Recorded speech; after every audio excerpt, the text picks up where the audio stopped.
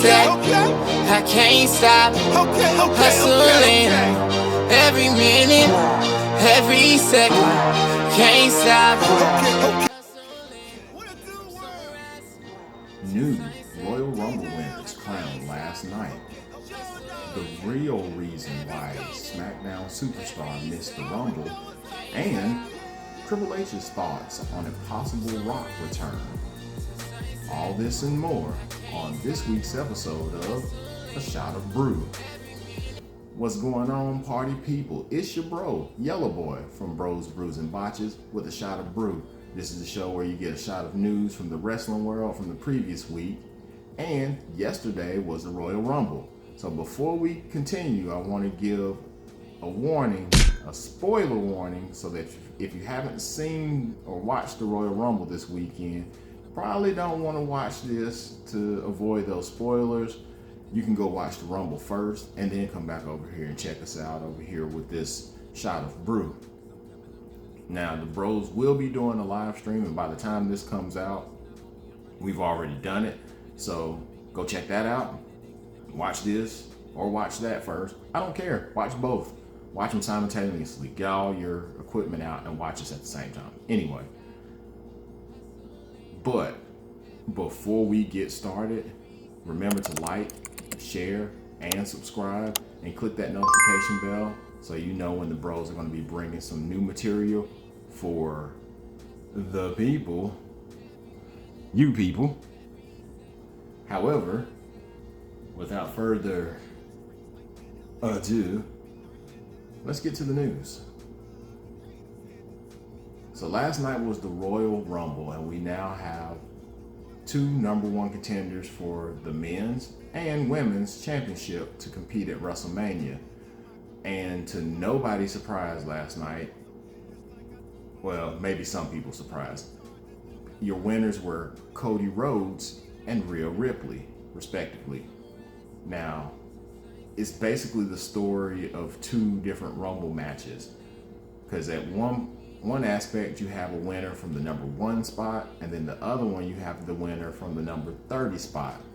So in the men's Royal Rumble, you had Cody Rhodes making his triumphant return at the number 30 spot. Now, the Royal Rumble match itself ended with the last 4 contenders being Seth Rollins, Logan Paul, Gunther, and Cody Rhodes. So the end comes as Cody, the number 30 entrant, was able to eliminate Gunther, who was the number 1 entrant, to go on to WrestleMania. Yeah, Gunther, I think, has made the record of being the longest in a Royal Rumble now. So congrats to Gunther. Maybe this is a push for him. Now, with Cody winning, he has the opportunity to face possibly Roman Reigns in a main event at WrestleMania. I say possibly because we don't know where that storyline is going, and I absolutely love it. Again, you'll get to hear all this in-depth detail about that match, the main event match at Royal Rumble, on the live stream. Now, it's an interesting note that after winning, Cody jumped up on the second ropes to do the whole point at the sign thing. And before he pointed at the sign, he gave a "too sweet," and he did finger guns and gave it a kiss, which kind of alluded to his former co-workers and elite members, the Young Bucks and Kenny Omega, respectively. And the Young Bucks posted something on their Twitter account, as they normally do, that kind of wink and a nod, seeing that they seen that from Cody. Now, on the other side with the women, you had Rhea Ripley come in at the number 1 position. And the final 4 in that match were Nikki Cross, Asuka in her Kana attire, her Kana persona, try saying that 10 times fast, Liv Morgan, and of course Rhea Ripley. And you had a great booking spot where the final 3 of Liv, Asuka, and Rhea were all on the ring apron, and Asuka gets eliminated, and Liv and Rhea were struggling, and Rhea is able to prevail as she does a scissors the head scissors to Liv Morgan, knocking her out of the ring. Because all of them went over the top rope, and then they were on the apron, and they were all out of the ring. Now, Rhea gets to punch her ticket to Mania with that win. However, the question is which champion will she choose to go on and face for the championship?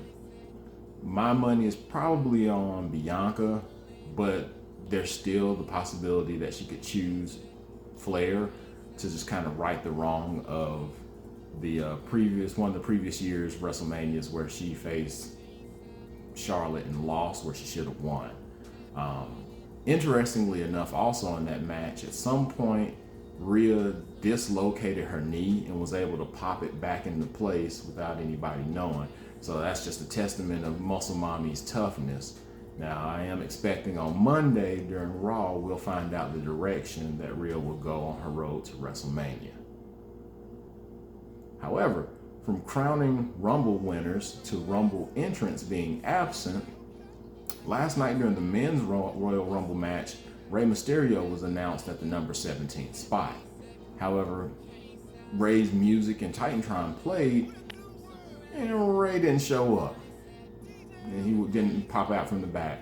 Moments later, in the number 18 spot, it was announced that it was Dominic Mysterio, an old ex-con Dom, came out with Rey's mask, but there was no explanation of how he got it, what happened. It kind of alluded to the fact that there were some shenanigans by Judgment Day, but it just really wasn't concrete of what happened. Well, good old Uncle Dave Meltzer of the Wrestling Observer has the answer. Meltzer reported, quote, Rey Mysterio was injured last night, which was Friday night, in Laredo, Texas, at the SmackDown tapings in a match with Karrion Kross. He was going to be in the Rumble. That spot was changed, and what happened was they did a spot where he's supposed to come out, and then Dominic comes out. I think they were actually supposed to do some teases with them in the Rumble to set up the WrestleMania match. Obviously, they couldn't do that because Rey's injured, end quote. Now, there were no details about exactly what the injury is or its extent, but we here at Bros, Brews, and Botches hope that Rey recovers soon, whatever it is, and that the injury isn't too serious. Moving on, Triple H comments on his thoughts about having Dwayne "The Rock" Johnson at Mania. So, after the Royal Rumble, WWE held a post-Rumble press conference, and don't worry, there was no brawl out or fallout or anything like that. And the press conference, where the chief creative officer, Paul Triple H Levesque, addressed the question if Rock will be appearing at WrestleMania on April 4th and April 2nd. Triple H stated that, quote, I just don't think it's in the cards, end quote, with regards to that possible return. Now, Triple H does further in telling the reporters that he wouldn't expect a return from The Rock unless he's fully devoted because of all the movies and pressers and just everything that he's got going on. But Triple H did say that he's going to always leave the door open for The Rock if he wants to make an appearance. So does this mean that The Rock for sure isn't showing up for WrestleMania, or is this all a work so that, you know, the fans don't know that he's showing up? Who knows? But I tell you, the most compelling storyline in wrestling right now is the bloodline, what they got going on with Sami Zayn. So who knows? But from a possible appearance to a definite plan for a Hall of Famer for Elimination Chamber. So during the men's Royal Rumble match, we seen the return of not only the rated R superstar Edge, but his real life wife, Beth Phoenix. So WrestlingNews.com reported that this was the first step in the setup for a match at Elimination Chamber in like a mixed tag match. The plan for now sees Edge and Beth Phoenix take on Judgment Day's Finn Balor and Rhea Ripley. And there was also speculation that Finn and Edge were going to have a Hell in a Cell match at WrestleMania, but these details have not yet been confirmed. So whether or not they still go on with these plans is still up in the air. Now, to close out the show and this WWE heavy show that we've had, we're gonna say goodbye to a beloved tag team name. So once again, Uncle Dave at the Wrestling Observer reported that WWE had made the decision to drop the tag team name of Sheamus and Drew McIntyre. The team, hilariously named the Banger Bros, garnered a lot of attention as the name was very close to a very non-PG website. So there was an edict made that name would not be used anymore. So it was kind of funny last night during the Rumble to hear Pat McAfee continue to reference the Banger Bros when it comes to Sheamus and Drew McIntyre. Now, if they're going to have a new renaming or a different name or whatnot, who knows? But unfortunately, they can no longer be called the Banger Bros. R.I.P. the Banger Bros. But that was the news, y'all. We want to thank you for all the support, and remember to comment on the video in order to help us be on our way to 1K subscribers and to appease the algorithm overlords in order to bring you more content. Also, if you want to get Bros, Brews, and Botches merch, use the link in the description below and get yourself a Bros branded hoodie. Special thanks to our friends over at Elevated Creations for the merch. Also, if you love the music that you're hearing right now, go give a listen to the music catalog of one DJ L-Spade. The name of this track that you're hearing is called Hustle from the album L-Spadia. Now you can find all of L-Spade's music catalog on all listening music platforms. And again, there's going to be a link in the description below so that you can get right to L-Spade's music. But again, we want to thank you for watching. Please go take a look at the playlist that's on this channel. And be sure to watch the full Royal Rumble review on this very channel. But as always, as we leave, we say we love you. And until next time, party people, we out. Every second, all we know is can't stop. From sunrise to sunset, I can't stop. Hustling every minute, every second, can't stop.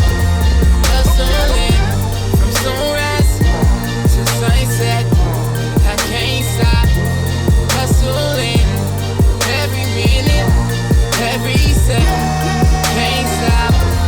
Hustling. Finna go like there ain't no end. Finna go till I cannot breathe, cannot see. Shout so loud that I cannot speak. Finna blow this scene to smithereens.